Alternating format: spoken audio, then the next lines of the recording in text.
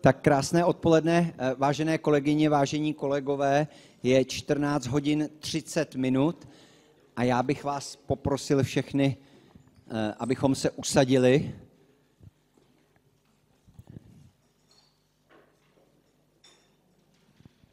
Tak, 14 hodin 30 minut a dovolím si zahájit 15. zasedání zastupitelstva v tomto volebním období. Dovolte mi, abych vás ještě jednou všechny přivítal zde v sále Městského úřadu a vítám i všechny diváky u monitorů jejich počítačů. Nejprve začneme organizačními věcmi. Zapisovatelkou dnes v první polovině bude paní Hana Vydrářová a pokud bychom dělali přestávku, tak do druhé poloviny by nastoupila Pavlína Mironjuková. Konstatuji, že dle platnosti obecního nařízení o ochraně osobních údajů, známého pod zkratkou GDPR, je dnešní jednání vysíláno v přímém přenosu a k dispozici bude i zvukový záznam, který bude pověšen na webové stránky města.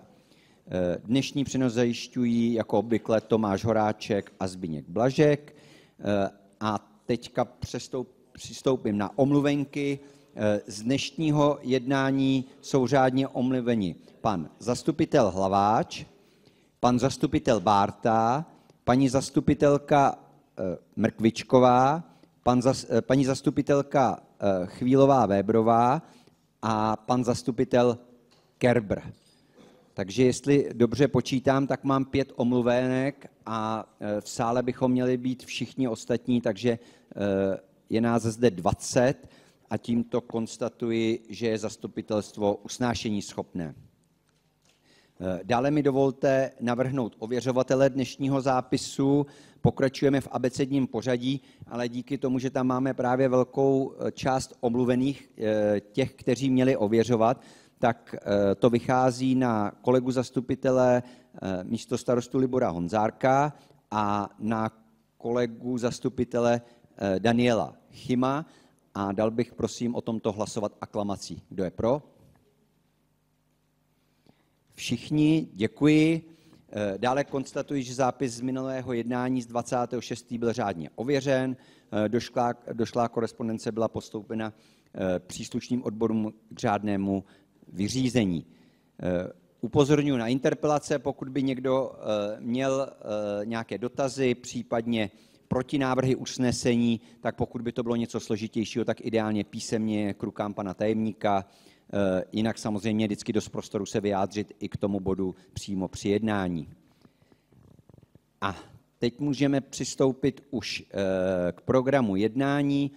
Program jednání byl řádně vyvěšen v souladu se zákonem a nyní dávám prostor pro návrhy na doplnění případné změny. Tak, nevidím tak bych poprosil o první elektronické hlasování o programu jednání dnešního zastupitelstva.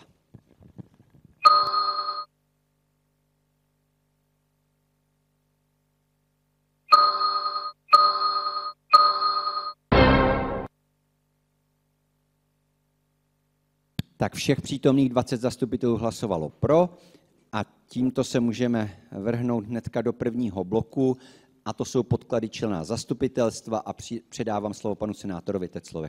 Já děkuji za slovo, hezký dobrý den vám všem. Jedná se o podkladový materiál číslo 120, což je zpráva z valné hromady společnosti Voda Želivka. Dne 25. června proběhla řádná valná hromada. Já jsem byl delegován usnesením zastupitelstva města, zúčastnil jsem se jí. Co se týká příloh, tak příloze vidíte jak pozvánku, tak i výroční zprávu za loňský rok. A co je důležité, je tam i zápis této valné hromady, takže já spíš, když by někdo měl nějaké dotazy, tak je rád zodpovím. Návrh usnesení je, že zastupitelstvo města bere na vědomí zápis řádné valné hromady. Tak vracím slovo asi panu starostovi. Tak, děkuji panu zastupiteli za představení tohoto bodu. Otvírám diskuzi. Zavírám diskuzi a můžeme hlasovat.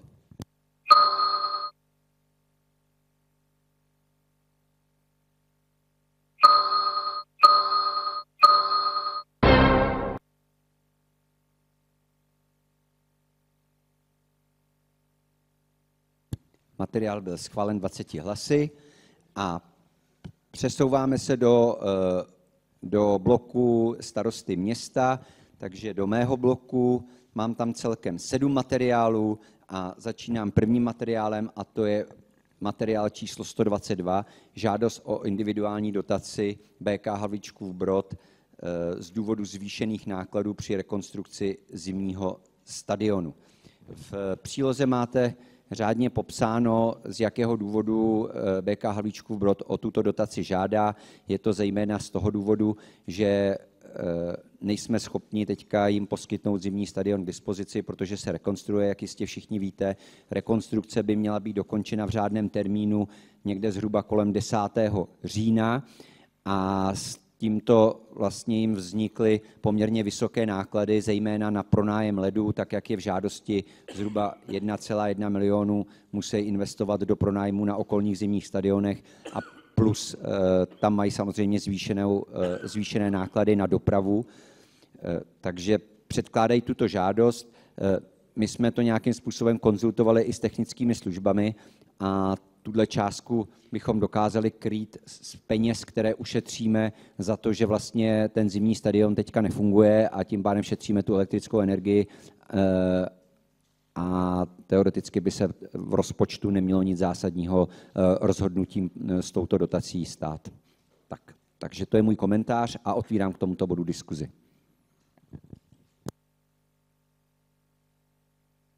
Tak, zavírám diskuzi. Já bych ještě jenom k tomu chtěl říct, že to bylo řádně předáno i k posouzení finančnímu výboru a tam byl tento materiál podpořen a schválen. A teďka už bych dal hlasovat.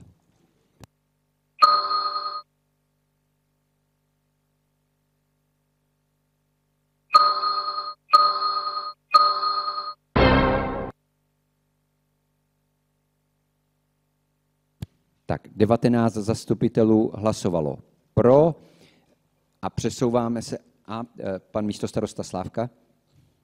Já se omlouvám, hlasoval jsem taky pro. Stačí do zápisu, když to dáme? Takže do zápisu, takže všech 20 zastupitelů hlasovalo pro. Obdobnou žádostí je i materiál číslo 123. Tak jak všichni víte, tak my máme peníze na hokej rozděleny na mládež, což byla ten bod 122, teďka jde o výrazně menší částku a to je poměr pro dospělé hokejisty, tam se jedná o částku 233 000 a ten komentář můj je vlastně stejný jako v tom prvním případě. Otvírám k tomu diskuzi, zavírám diskuzi a můžeme hlasovat.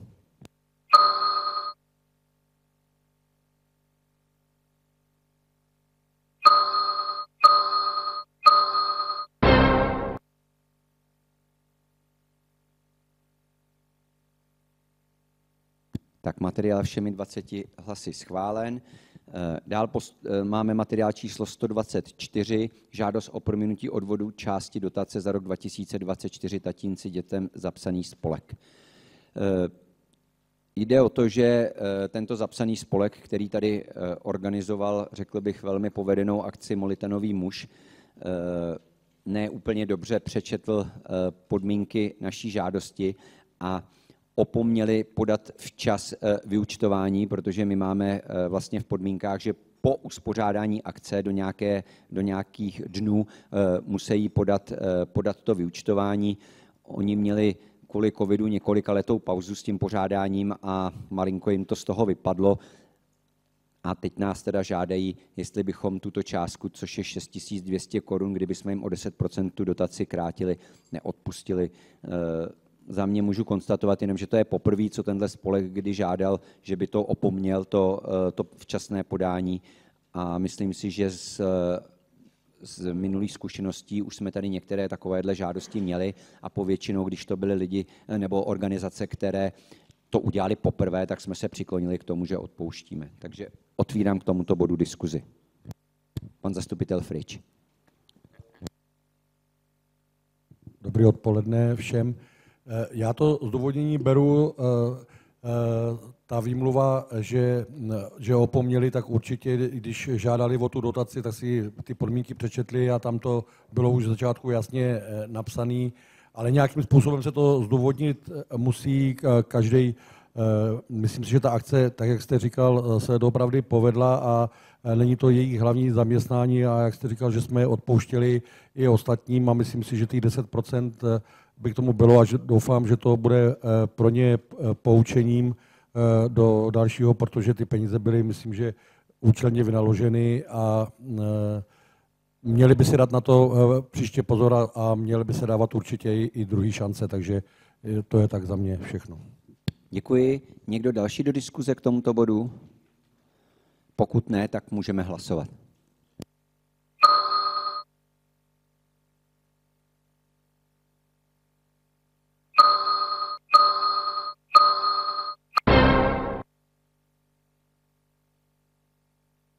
Všech 20 zastupitelů bylo pro. Dostáváme se do bodu číslo 125, zpráva z valné hromady obchodní společnosti Vodovody a kanalizace Havlíčkův Brod. Tak jak určitě všichni víte, tak město Havlíčkův Brod je jedním z hlavních akcionářů této akciové společnosti. Za město Havlíčkův Brod ho zastupuje paní ředitelka Veronika Prchalová a já.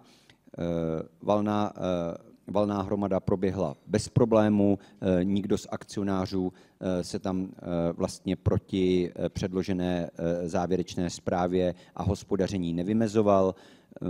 Já jen můžu říct, že společnost je zdravá, nezadlužená a vodu vlastně v rámci těch měst naší velikosti máme jednu z nejlevnějších v celé České republice, takže to si myslím, že je dobrá zpráva pro občany a i je to dobrá vizitka vedení vodovodu a kanalizací. Jinak výroční zprávu máte v příloze, takže pokud byste měli někdo ještě nějaký techničtější dotaz třeba, tak jsem vám pak k dispozici, buď to třeba na e-mailu nebo i telefonicky.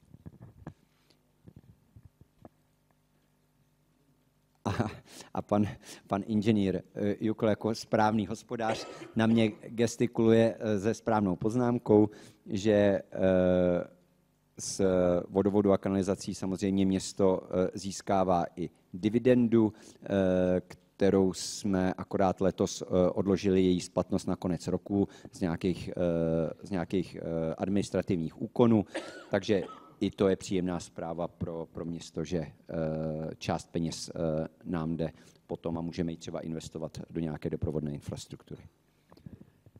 Tak za mě všechno a otvírám diskuzi, pan zastupitel Frič. Já se omlouvám, že zase od toho vstupuji. Já jsem byl 4 roky členem představenstva. Zapomněli jsme říct, že máme ještě pana Jukla taky v dozorčí radě, předsedu dozorčího rady vodovodu kanalizací.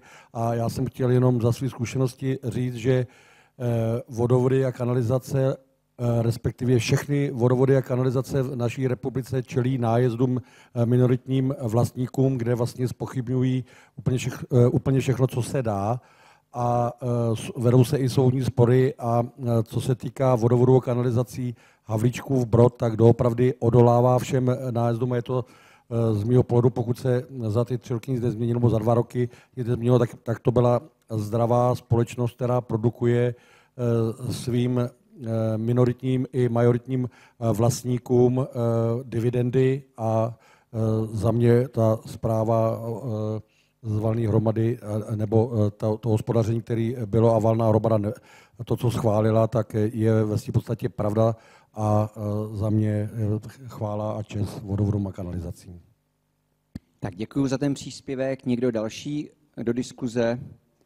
Tak pokud tomu tak není, tak můžeme hlasovat o usnesení tak, jak je předloženo.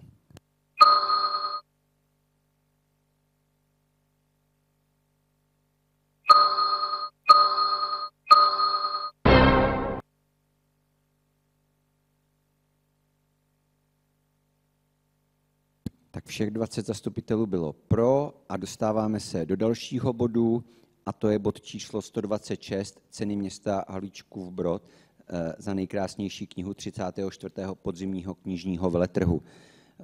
Toto je už takový evergreen našich podzimních zastupitelstv, kdy schvalujeme finanční odměnu nejkrásnější knize na Havlíčkobrodském podzimním knižním veletrhu. Tyto peníze máme řádně rozpočtované, ale teďka musíme rozhodnout o tom poskytnutí darů. Tak, jak mi sdělovala paní radní Štrosová, tak komise, za kterou nás zastupuje jako město Havlíčkův Brod, bude zasedat za týden zhruba a budou vybírat tuto knihu. Předám mi když tak slovo, jestli to chce nějak komentovat.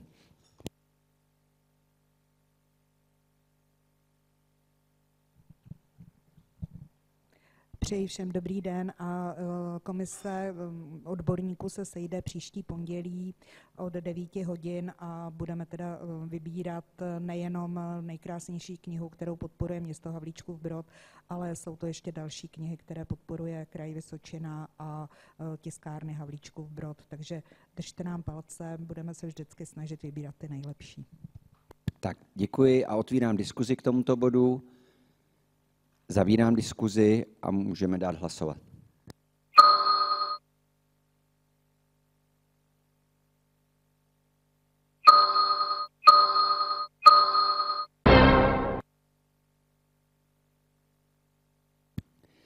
Tak, v současné době nás tady je 21, jestli dobře vidím. A paní doktorka nám přišla, ona mi psala omluvenku e-mailem, já jsem myslel, že to je na celý průběh jednání, ono to bylo jenom ze začátku, takže ji tady vítám tímto a můžu konstatovat, že prohlasovalo všech 21 zastupitelů. Trošku mě to zaskočilo, to číslo teďka.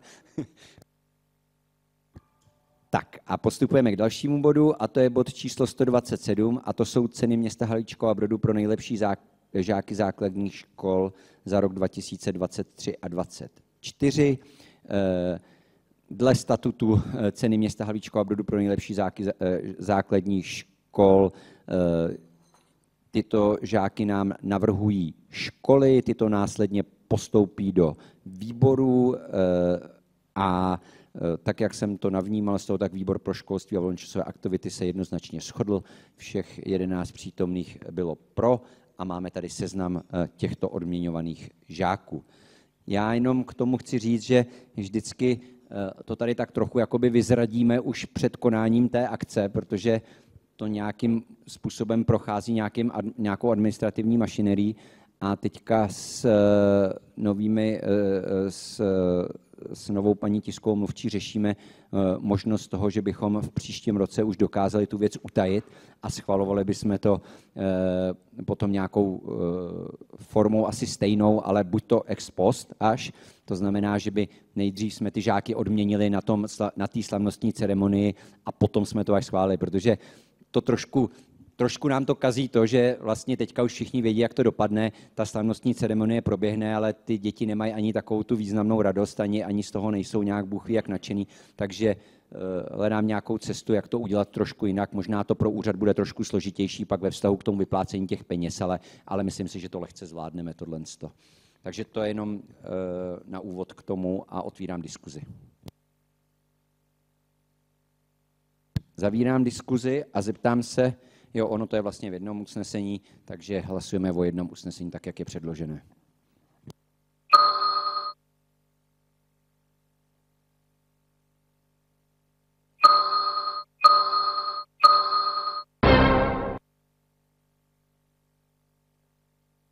Tak všech 21 zastupitelů bylo pro a dostáváme se k poslednímu bodu starosty města a to je bod číslo 128 a to je návrh nové OZV města Havlíčkův Brod o stanovení místních koeficientů daně z nemovitých věcí. Tento materiál je zde předložen zejména z toho důvodu, že ze změnou zákona při výběru daně z nemovitosti došlo k nějakému přechodnému období v roce 2024, kdy se daň stále vybírala podle původních koeficientů, tak jak byly nastaveny, ale tyto koeficienty pro všechny municipality letošním rokem skončí a od roku 2025, nebo nevím, jestli je to přesně na kalendářně, ale mělo by to být letos, a od nového roku by nám v tu chvíli neplatily žádné koeficienty, tak jak jsme je měli doposud nastavené. A na návrh vlastně ekonomického odboru je, abychom se vrátili zpátky k těm koeficientům. Oni nepůjdou nastavit úplně stejně tak jako v letech minulých, protože se tam trošku změnila ty prováděcí vyhlášky, ale snažili jsme se to namodelovat tak, abychom tu výši té daně nezměnili pro ty lidi. Takže v centrální části se nám to změní možná v řádech 10 korun, možná u některých nemovitostí v řádech 100 korun, ale jinak by všichni měli platit stejné částky, tak jako v roce 2024. Takže je to tam všechno podrobně popsáno. Důležité je říct, že ty koeficienty máme nastavené tak, abychom trošku ulevili těm občanům, kteří nežijou v té centrální části města Havlíčkův Brod. To znamená, že třeba koeficienty pro Jilemník, Klanečnou jsou 1,5 a naopak pro tu centrální část, to znamená střed města, jsou koeficienty 2,3. Jinak Termesy, Vyšmolovy mají 2, Poděbaby, Suchá, Mírovka 1,8. Je potřeba tam ještě zmínit, že díky té změně, která nastala v rámci toho zákona, tak jsme mohli osvobodit od placení daně z nemovitosti pozemky, které se nedají nějak hospodářsky využívat. To jsou třeba nějaké mokřady a takovéhle věci. Hodně lidí má vlastně ve svém vlastnictví vlastně zbytné pozemky, které se nedají nějak udržovat a ani nějak zužitkovávat, takže ty jsou tou vyhláškou osvobozený. Takže to je můj komentář na úvod.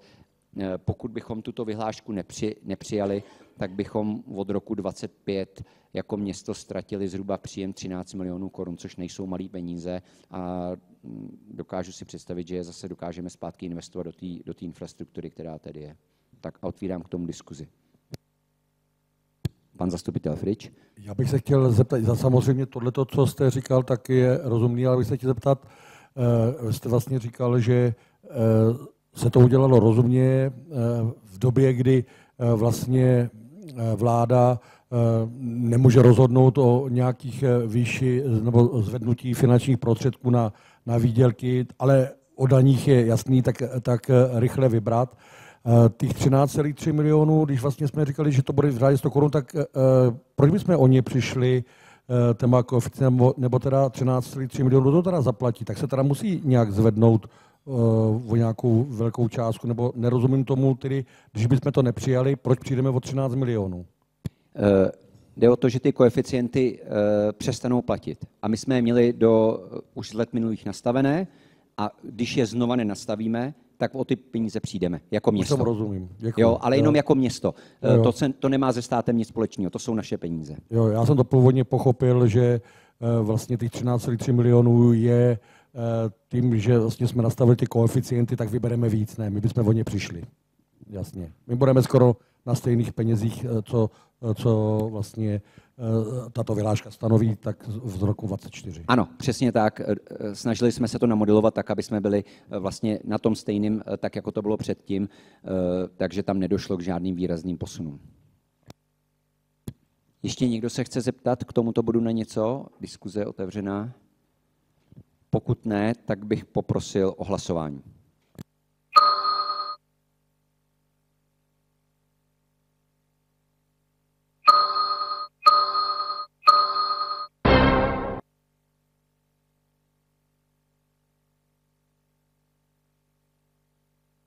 Tak všech 21 zastupitelů bylo pro a tímto se dostáváme z bloku starosty do bloku podkladů pana místostarosty Vladimíra Slávky, který tam má 2 body.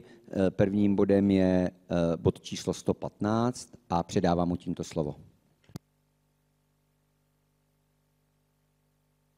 Ještě jednou všem krásný dobrý den. Přeji. Prvním bodem číslo 115 je zpráva z jednání členské schůze lesního družstva ve Štokách. Dne 24. května 2024 jsem se zúčastnil členské schůze lesního družstva ve Štokách. Zápis tohoto jednání máte v příloze. Ve zkratce vám chci říct jenom základní údaje, a to je, že lesní družstvo vytvořilo zisk před zdaněním necelých 5 milionů a dohodli jsme se na dalším placení nájemného z hektaru ve výši 3 000 korun. To je vše. Tak děkuji, otvírám diskuzi k tomuto bodu. Zavírám diskuzi a můžeme hlasovat.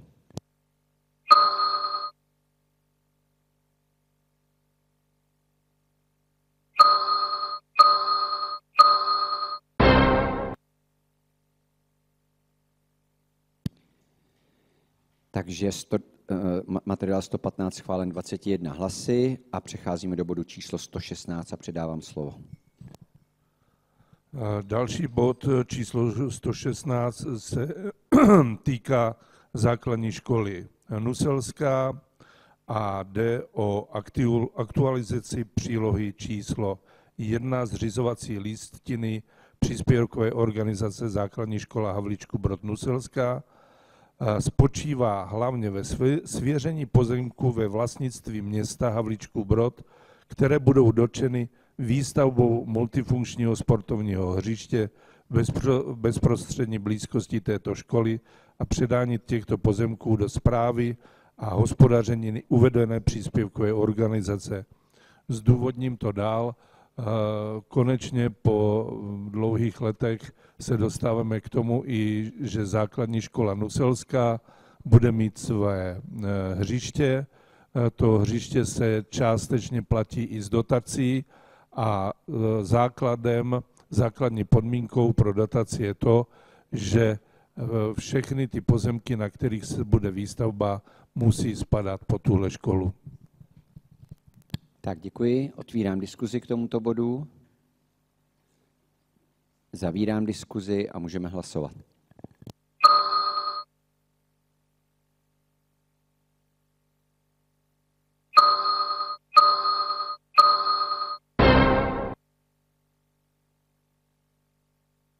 Všech 21 zastupitelů bylo pro a tímto se dostáváme do podkladu paní místostarostky Rodbaurové.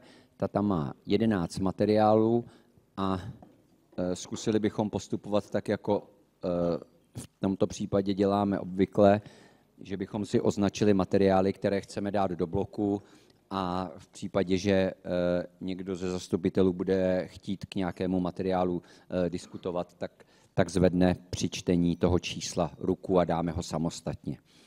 Takže začneme materiál číslo 106. Nevidím ruku, takže blok. Materiál číslo 108. Samostatně. Materiál číslo 109. Blok. Materiál číslo 110. Blok. Materiál číslo 111. Blok. Materiál číslo 112. Blok. Materiál číslo 113. Blok. Materiál číslo 114. Samostatně. Materiál číslo 117. Blok. Materiál číslo 118. Blok. A materiál číslo 121. Blok. Takže jestli jsem si to dobře zaznamenal, tak pouze materiál číslo 108 a 114 bychom projednávali samostatně a všechny ostatní dáme do bloku. Takže nejprve bych poprosil pana tajemníka, abychom připravili usnesení nebo respektive hlasování o těch, které jsou v bloku. Takže máme to tam připravené. Pro všechny zastupitele zopakuji, hlasujeme o všech materiálech, o všech 11 materiálech, kromě materiálu 108 a 114. Víme všichni, o čem hlasujeme? Víme, takže můžeme hlasovat, prosím.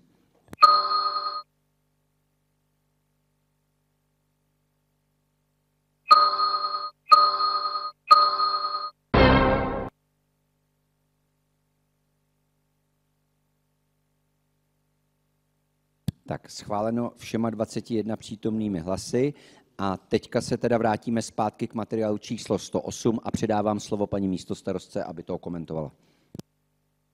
Hezké odpoledne. Tak budu mluvit o podkladu číslo 108. Jedná se o záměr směny částky pozemku v části Kalinovo nábřeží. Jedná se o pozemky, které jsou v blízkosti domu, kde sídlí doktoři. Žadatel žádá pozemek, který vlastně je před vchodem do nemovitosti se zábradlím a oproti tomu nám nabízí pozemek, kde se nachází náš chodník. Je to vlastně čistá záměna, měl by tam být nějaký ještě finanční rozdíl, úplně minimální. Bavíme se o 8 metrech čtverečních, které jsou naše, ale jsou u vchodu do nemovitosti. A na oplátku bychom získali pozemek, kde se nachází chodník, jako komunikace, kterou my běžně udržujeme. Tak děkuji za komentář, otvírám k tomuto bodu diskuzi. Pan zastupitel Herman. Dobré a příjemné odpoledne, dámy a pánové, děkuji za slovo, děkuji paní místostarce za doplnění. Já se směnou nemám žádný problém, jenom se chci zeptat, když se dívám na tu přílohu foto, kde je na té druhé fotografii ta požadovaná část pozemku 10/2, tak on jakoby probíhá z toho zábradlí až potom, jestli to chápu správně, až potom k té hradební zdi. Tam to nějak navazuje potom na jejich pozemky dál, jakoby do toho dvora v úvozovkách, kde parkují auta. Tak děkuji za ten dotaz. Paní místostarostka odpovídá. Říkám ano, ale slyšel jsem pana Jukla, ten už předpověděl ano. Také jsem slyšel, děkuji. Ono, když si rozklikneš, Tomáši, tu mapu orto, která je tam v té druhé příloze, tak ty zelené pozemky jsou města a ty vlastně nevyzeleněný jsou vlastníků, takže tam je předpoklad, že to přiléhá vlastně kompletně k jejich parcele, k té parcele 10/2. Tak, ještě někdo do diskuze k tomuto bodu? Tak pokud tomu tak není, tak můžeme hlasovat.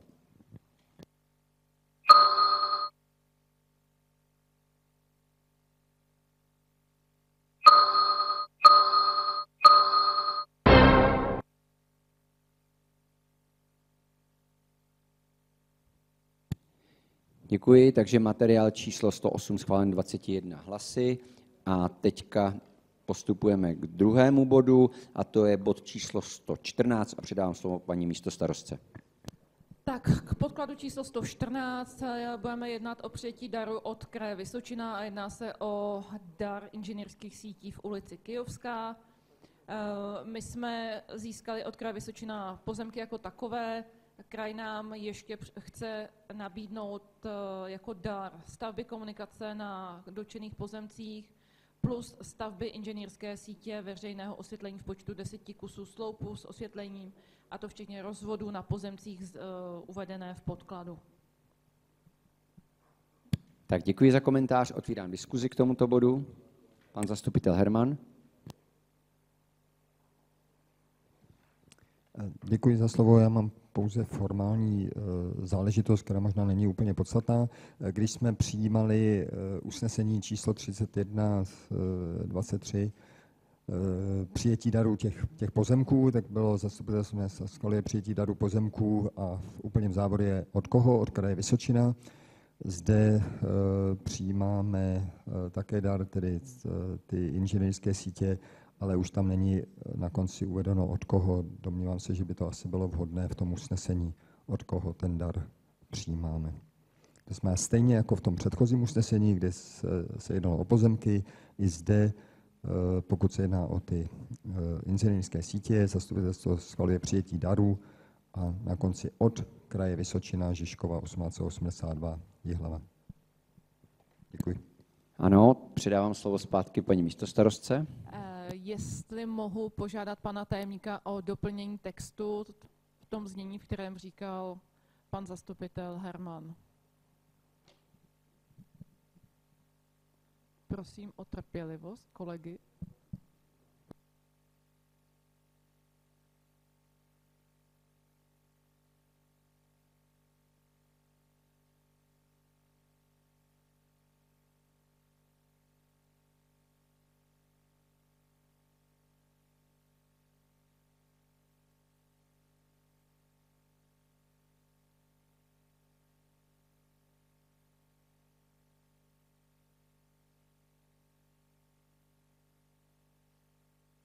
Tak pan tajemník už pokyvuje, že usnesení je upravené, takže ta technická část byla napravená a budeme hlasovat teda, v podstatě je to protinávrh, anebo ne. Je to usnesení, které jsme upravili, kolegové, jste s tím takhle všichni seznámeni, není s tím problém, víme, o čem hlasujeme, jednalo se jenom o technickou úpravu toho usnesení, takže můžeme hlasovat.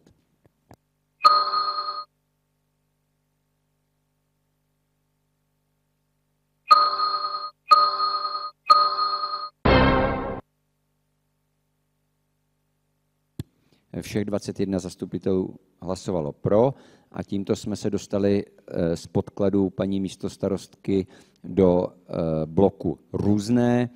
V bloku různé má informaci o jeho západním segmentu obchvatu pan místostarosta Honzárek a předávám mu tímto slovo. Já děkuji panu starostovi za slovo. Dobré odpoledne, dámy a pánové. I já vás zdravím v podovolenkových a poprázdninových období nebo týdnech už.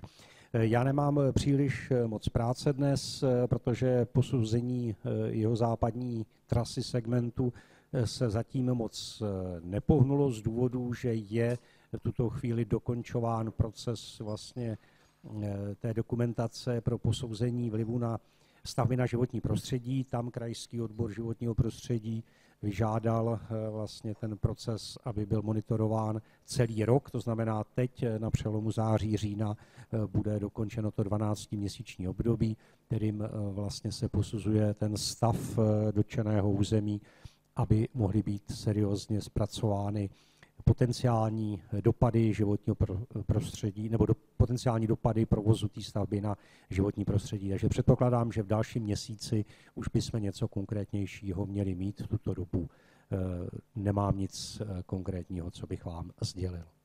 Tak děkuji za tu informaci a otvírám diskuzi k tomuto bodu.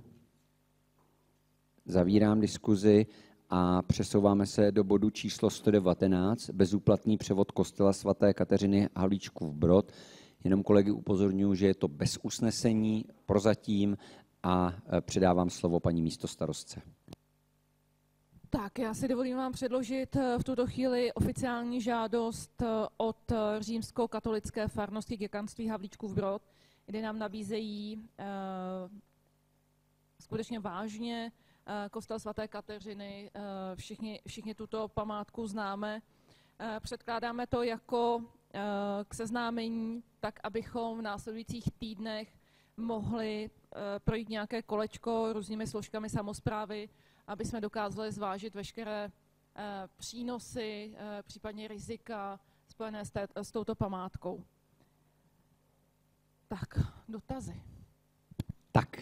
Paní místostarostka to komentovala a otvírám k tomuto bodu diskuzi. Já jenom chci říct, že tento bod jsme sem dali zatím bez usnesení z důvodu toho, abyste měli dostatečně dlouhou dobu na to o tom přemýšlet a za ty 2 měsíce bychom už připravili vlastně ten materiál i s usnesením a definitivně se rozhodneme, jak k této věci přistoupíme. A viděl jsem přihlášeného pana Friče. Ještě jednou dobrý den. V roce 2010 na zastupitelstvu paní zastupitelská Matějková navrhla, tenkrát, když se dávaly restituce, církevní restituce, když se dávalo, aby kulturní památky aby si je vzalo město. Bylo to od tehdejšího zastupitelstva odmítnuto, bylo to dlouhosáhle diskutováno. Ty, kteří tady v roce 2010 byli, tak určitě se na to vzpomenou. Samozřejmě kulturní památky jsou potřeba. Ve městě to mají nezastupitelnou úlohu. My jsme jako zastupitelstvo na vlastně církvím dali dost finančních prostředků pro rekonstrukci a když se doopravdy podíváte na ty náklady, které jsme vlastně chtěli, které jsou pro tu nemovitost, vlastně, které by šly z našeho rozpočtu, tak je potřeba zvážit tu přidanou hodnotu a tu významnost a určitě jsem rád, že k tomu teda projde nějaká diskuze nebo řečeno nějaké to zvážení, to pro a proti tu kulturní památku vlastně vzít, aby to nebyl vlastně danajský dar, že něco dostaneme zadarmo, ale ve své podstatě to bude stát strašný peníze, tak jakým je to stavu, aby se to do nějakého kvalitního stavu vlastně dalo, protože se do toho investuje nemalý peníze. To je za mě všechno. Pokud je to teda jako bez usnesení, tak jsem chtěl na to upozornit, že ne všechno zadarmo musí být dobrý, protože je potřeba si fakt opravdu prostudovat veškeré náklady s tím spojený. Myslím si, že do příště bude i zároveň součástí toho materiálu nějaká finanční analýza, kolik by nás teoreticky mohlo stát peněz to dodělání, protože ta budova je v nějaké fázi rozpracovanosti, abychom vlastně to rozhodování mohli dělat na základě nějakých čísel. Takže to je asi si myslím správná a faktická poznámka a tak by to mělo být. Někdo další do diskuze k tomuto bodu? Pan zastupitel Herman. Děkuji za slovo, já jenom krátce navážu na kolegu pana Friče. Chtěl bych vlastně všechny přítomné pozvat na Den otevřených památek, Dny Evropského historického dědictví, které připadají na tuto sobotu 14. září, kdy od 9 do 16 hodin budou všechny památky v našem městě otevřené a v mnohých bude probíhat také doprovodný, většinou hudební nebo nějaký kulturní program, tak jak se už stalo za poslední roky u nás tradicí. Těch objektů, které budou otevřeny, je celkem asi 16 nebo 17, takže poměrně velký počet a skutečně jakoby udržovat všechny, byť, jak kolega upozornil, církev získala nějaké prostředky z restitucí, tak prostě není v reálných možnostech jednoho vlastníka. Například u svatá Kateřina bude, byť je v rozestaveném stavu, bude také v sobotu otevřena. Doprovodný program tam po celý den zajišťuje právě spolek Epigram, který už několik let pořádá veřejnou sbírku a v té tabulce, kterou tam máme přiloženou, tak ten celkový výtěžek, který oni dokázali za těch několik let dát dohromady, je úctyhodných něco přes 900 000 korun. Což teda klobouk dolů. Nicméně domnívám se, že prostě není dlouhodobě síla na to ty věci financovat tímto způsobem a domnívám se, a byl jsem také u těch diskuzí, které tady před lety byly, ohledně převzetí. Tehdy se jednalo o 2 kostely, a to byla svatá Kateřina a svatá Trojice. O nich se jednalo jak tedy s brodskou farností, tak s královéhradeckou diecézí. Už tehdy se, myslím, většinově zastupitelstvo klonilo k tomu, že prostě se k památkám, které jsou na území města, neotočí zády, ale čelem. A já se domnívám, že bychom měli v tomhle přístupu pokračovat i nadále. Takže já jsem pro. Děkuji. Děkuji za ten komentář. Někdo další by se chtěl na něco ještě zeptat, nebo třeba navrhujete, co bychom měli do toho potom materiálu předpřipravit, abyste měli dostatek informací? Pan zastupitel Frič ještě jednou. Ještě se omlouvám, jsem ještě zapomněl, jestli je do toho příštího materiálu, aby jsme nezbírali jenom ty památky, já proti ním doopravdy nemám, aby jsme nezbírali jenom ty památky od církví, které z restitucí ve své podstatě jsou potřebují obrovské investice, ty dobrý si jako nechají, to špatně jako by nám dali, aby jsme se o to starali, jestli je vůbec předpoklad dalších jakoby těch v uvozovkách, teď mě neberte za slovo těch danajských darů a kam vlastně, kdo vlastně za to bude zodpovídat. Co se předpokládá, že by se to dalo teda pod pana Hermana pod kino, nebo bude vznikne nějaká potom příspěvková organizace, nebo kdo se bude starat o ty kulturní památky, odbor majetkový, nebo kam to vlastně potom jakoby přijde, kdo se vlastně o to bude starat, aby to v tom materiálu bylo nějakým způsobem. A jestli je předpoklad, že těch kulturních památek teda bude víc, já samozřejmě souhlasím s kolegou Hermanem, že tenkrát jsme říkali, že se k tomu nechceme stavět zády, ale tady odsaď pocať taky bychom měli být řádnýma hospodářema a doopravdy, pokud ten materiál bude i obsahovat, že vezmeme i další kostely, ale že je velký předpoklad, že můžeme získat na opravu dotace z Ministerstva kultury, že to prostě nepůjde jenom z peněz občanů. A to jenom v souvislosti s tím, že doopravdy to dostala církev v restitucích a dostává do určitých roků i peníze na to. Takže já to mám takhle za sebe, jen aby jsme měli tu informaci vlastně jakoby ucelenou, kdo se i o to bude starat a jestli je teda předpoklad, že to bude do budoucna i víc těch věcí, který má, nebo těch kostelů, který má majetku církev. Jo. Takže slyšeli jsme tady ty podněty, pan inženýr Rukl, pod kterého vlastně to spadá, protože to je nabití majetku, tak určitě tyto věci zapracuje do toho materiálu, abychom věděli, jak s tím majetkem pak dál, když tak budeme nakládat, a po případě můžeme už i predikovat nebo odhadovat, k jakému účelu by sloužil a podobně. Já bych k tomu jenom chtěl říct, že to je nejstarší kostel na území města Havlíčkův Brod a je to významná dominanta při příjezdu do Havlíčkova Brodu. A domnívám se, že pokud se nechceme ještě hodně let dívat na neutěšený stav, ve kterém teďka ten kostel je, byť se církev opravdu hodně snaží tu památku zesanovat a zachránit, tak si troufám říct, že ten převod je krok, kdy můžeme nějak pomoct a tu nemovitost potom ovládat a vlastně i rozhodovat, co s ní bude dál.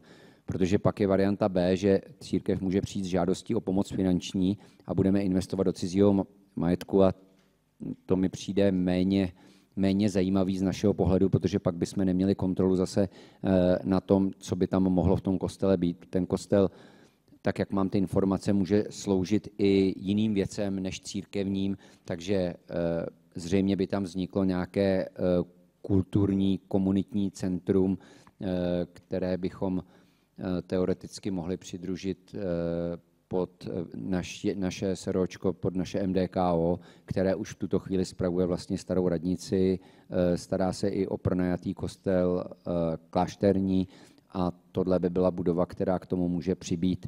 Můžou to být i další budovy třeba.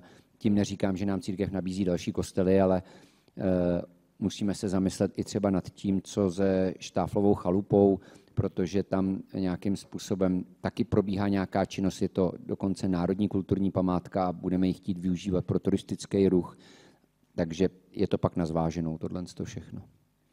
Ještě někdo by rád k tomu nějaký komentář? Tak pokud ne, tak je to materiál bez usnesení a tímto ten bod uzavírám. A teďka je prostor ještě do různého, jestli má někdo nějaké podněty. Pan zastupitel Duben. Hezké odpoledne, já se chci zeptat, ani to snad není otázka. 2 měsíce zpátky byl takový nějaký šum ohledně, asi to všichni víte, autobusáků a MHD a takový. Mně je to v podstatě líto, ale chtěl bych, jestli někdo mi na to dokáže odpovědět, ale myslím si, že došlo k nějakému konsenzu, k nějaké dohodě. Já jsem u toho nebyl, ani jsem se tím už nechtěl zabývat, ale i vedoucí to kvitoval, že došlo k nějaké rozumné dohodě. Vrátil jsem se z dovolený a zase atmosféra taková, že všechno špatně. Já o tom nic nevím, z jakého důvodu se to stalo, proč se to stalo, ale jenom chci, aby to tady zaznělo, že není za 5 minut 12, je 5 minut po 12. A pokud chcete tady MHD, aby úplně padla, protože ty lidi vám utečou. Můžete dělat, co chcete, ty lidi vám prostě utečou. A jestli si myslíte, že nahradíte chlapa, který jezdí 25 let, chlapem, který mu je 68 let, jakože se má teďka dojít nová posila, tak vám povím, ne, není to možný. V tom systému, který tady je, to možný není.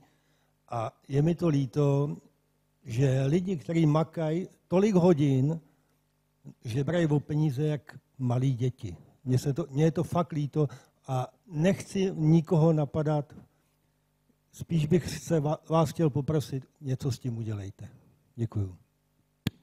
Děkuji za ten příspěvek, tak koukám se tam dozadu na pana ředitele technických služeb, pod kterého městská hromadná doprava směřuje. Nevím, jestli se dá na tenhle komentář teďka odpovědět úplně nějak komplexně, ale možná bych poprosil nejdřív jeho o nějakou malou reakci. Dobrý den, vážení zastupitelé. Já bych chtěl jenom reagovat na slova pana Dubna.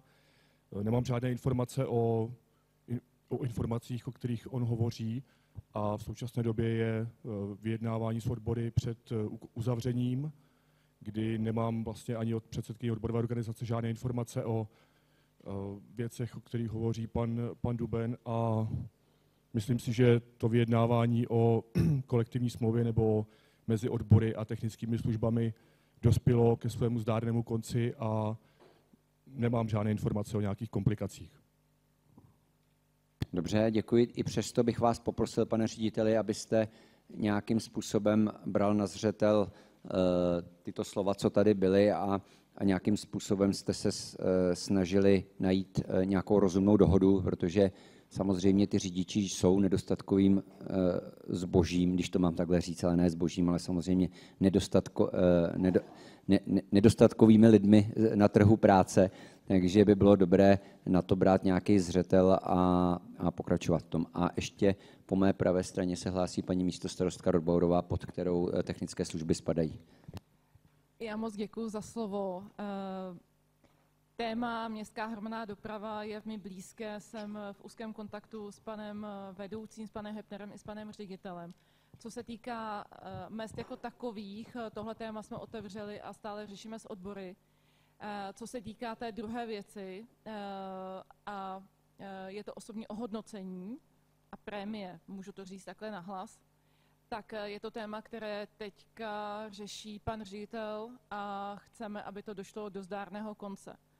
To znamená, je to něco, co máme otevřené a nezavíráme předtím oči, a je to téma, který chceme vyřešit a chceme vyřešit tak, aby nám řidiči neodcházeli.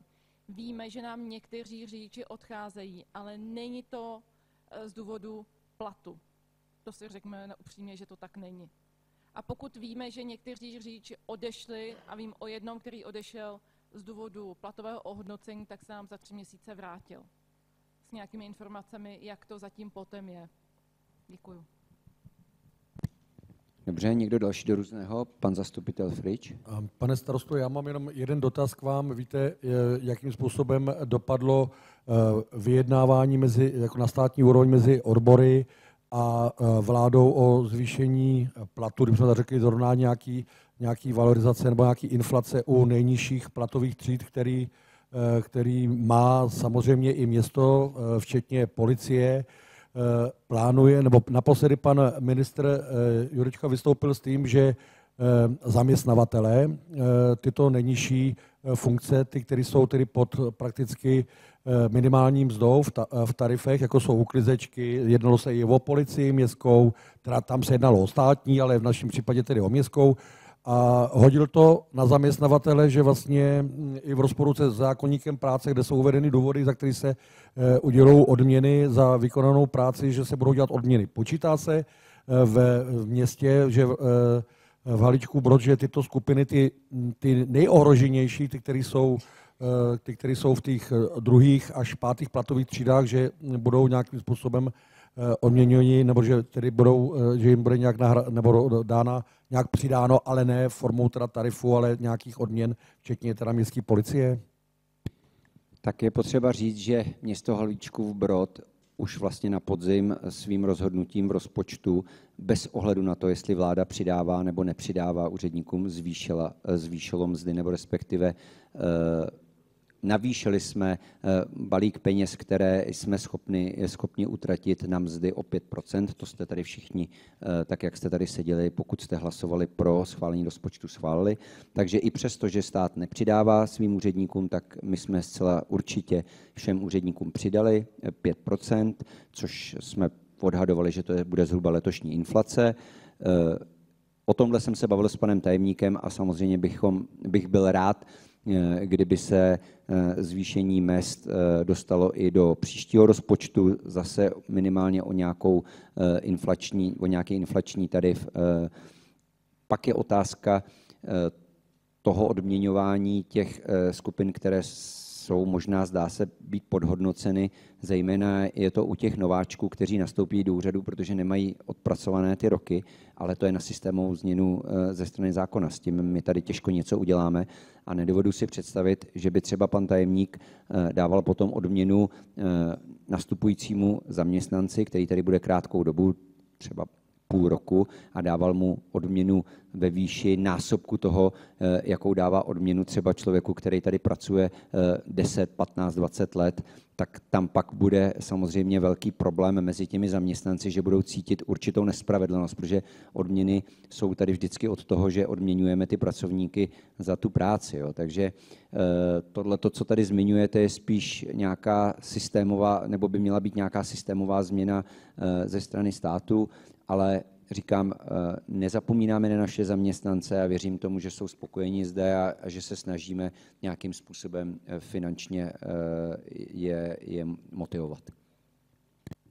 Ještě reakce? Já samozřejmě tohleto nezpochybnuju, to ani nejde, to, jak jste říkal, o tom jsem ale já nemluvil, to jsme se nepochopili. Já fakt opravdu teď hovořím jenom o těch nejnižších platových třídách, protože o těch úřednicích, který hovoříte, to jsou úředníci, dejme tomu v 8 platových třídách, 10. to fakt nechávám na vládě, na libovole. Já se bavím o těch dvojkách, trojkách, co jsou vlastně doopravdy, když i nastoupí desítce, zaměstnavatel má právo, ať myslím, že až do 5. platové třídy je do 12. platového stupně, může rozhodnout, že vlastně i toho nejmladšího dá, jako kdyby měl na 32 roku, v těch druhých třídách jinak by je zaplatí, protože když ho zaplatíte, tak mu musíte doplácet do minimální mzdy, která se i zvedala. A tam já hovořím o těch nejnižších třídách, o tom, co jste říkal vy, to vůbec jako samozřejmě to je věc tabulek, nařízení vlády, který musíme respektovat, a pak taky pak tedy i městská policie, která to spadá, tak tam ty koeficienty samozřejmě musíme taky dodržovat, ale jak tam vlastně se to zohlední tu náročnost výkonu toho práce a to, že jim ty platy klesají, že jo. Takže já jsem chtěl fakt opravdu pro ty nejnižší platový se zeptat, ne pro to, co ten rozpočet jsme jasně schválili o 5%, to bylo daný, ale to ještě neznamená, že o 5%, když zvednete někoho v 12. třídě a zvednete mu o 5%, tak to bude v řádově nějaká tisícovka, ale ve druhé platové třídě to bude 60 korun, že jo. Jo, a to je, o tom hovořím. To tak je, ty zaměstnanci jsou nějak finančně odstupňovaní a já si teda nejsem ani jistý, protože to samozřejmě spadá plně pod pana tajemníka, kolik tady máme lidí v druhé platové třídě, jestli vůbec nějaké, já se domnívám, že vůbec žádné. Možná na technických službách to jsou nějací řadoví zaměstnanci na třídící lince nebo někde, jo, takže tady v tom případě asi město s tím nemá úplně takový zásadní problém, ale jestli se chcete podrobně informovat na tom, jaké platové třídy, v jakých organizacích jsou, jaká je průměrná mzda a další věci, tak ty vám pan tajemník podrobně všechny sdělí, to není nic tajného, to tady máme všechno k dispozici, takže to jsme schopni vám na to ještě odpovědět i takhle. Tak někdo další, pan Duben?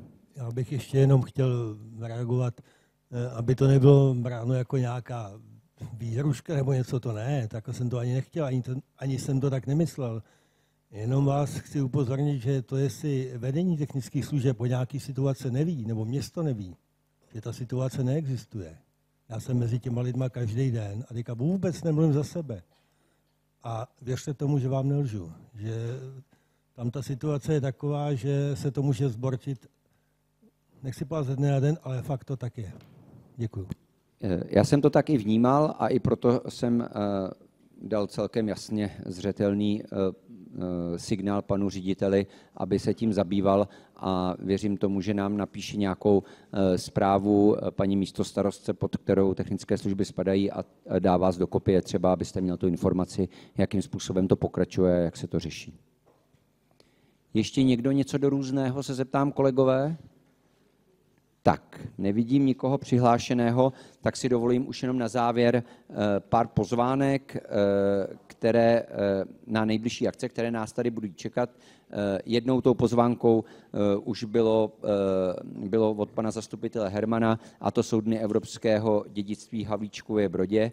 Ten den tady bude hodně nabitý, protože nejen, že budou otevřené všechny důležité památky ve městě Havlíčkův Brod, ale zároveň se nám zde bude i odvíjet další kulturní akce a tou první je Havlíčkobrodský půlmaraton, který tady bude probíhat dopoledne a následně potom zhruba od 12:30 začnou na náměstí oslavy 20 let Futaby, kde je velmi dobrý kulturní program, takže bude tady zase jedna z dalších poměrně velkých akcí pro občany. Je to zadarmo, opět nevybírá se tam vstupné, má tam být kapela Arakain, takže poetika, takže si myslím, že je na co se těšit.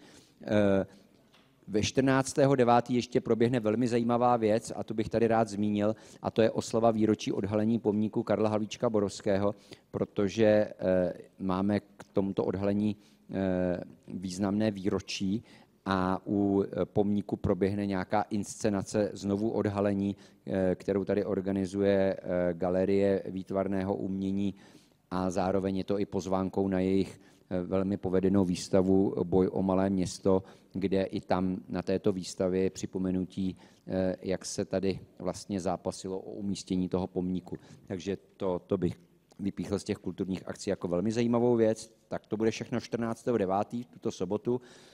18.9. bych vás chtěl pozvat na takzvanou Noc literatury. Je to tuším 2. ročník, ve kterém se čtou různé úryvky z knih. Toto čtení bude v kostele svaté Kateřiny, kde bude číst herečka Antonie Rašelová. Na Staré radnici vám budu předčítat já, tak doufám, že na mě dorazíte. A je to velmi taková poutavá záležitost, milá, taková kulturně laděná a je to vždycky nějaké připomenutí nějakých významných knih, takže také doporučuju. Potom tady máme 29. a to bych vám doporučil si zapsat tučným písmem do diáře, kdy tady na náměstí bude opět obrovská akce, za kterou stojí pan radní Matějka a je to Roadfest, který je spojen s velkým kulturním programem, včetně nějakých sportovních záležitostí. Budou tady vystaveny obrovské stavební stroje na náměstí a bude k tomu probíhat velká show. Takže Roadfest 29. doporučuju a potom už se pomalu přehoupáváme do podzimního knižního veletrhu, který bude 11.10. 34. ročník. A průběžně v různých datumech, to si zjistíte na ičku, stále probíhají komentované prohlídky Staré radnice. Na některých prohlídkách, a teď nevím, Libore, jestli to stále platí, provází tady přímo pan místostarosta, který to má úplně perfektně zvládnutý, protože stál od počátku u té rekonstrukce a ta historie ho velmi zajímá, takže si můžete třeba s přáteli nebo s někým, kdo dorazí do Havlíčkova Brodu za vámi, můžete ho vzít na tu prohlídku komentovanou, je to velmi poutavé a pěkné. A to už je za mě úplně všechno. A teď se koukám na hodiny a je 15.32 a ještě se hlásí Tomáš Herman do Různého. Já jsem chtěl navázat v těch pozvánkách ještě na jednu věc, která si myslím, že tady taky je velmi specifická. Pan starosta zmínil, že 14. září přesně po 100 letech se bude znovu odhalovat socha Karla Havlíčka v parku a po manželé Havlíčkových zbyla dcera Zdeňka, která potom jako sirotek byla považována za takzvanou dceru národa.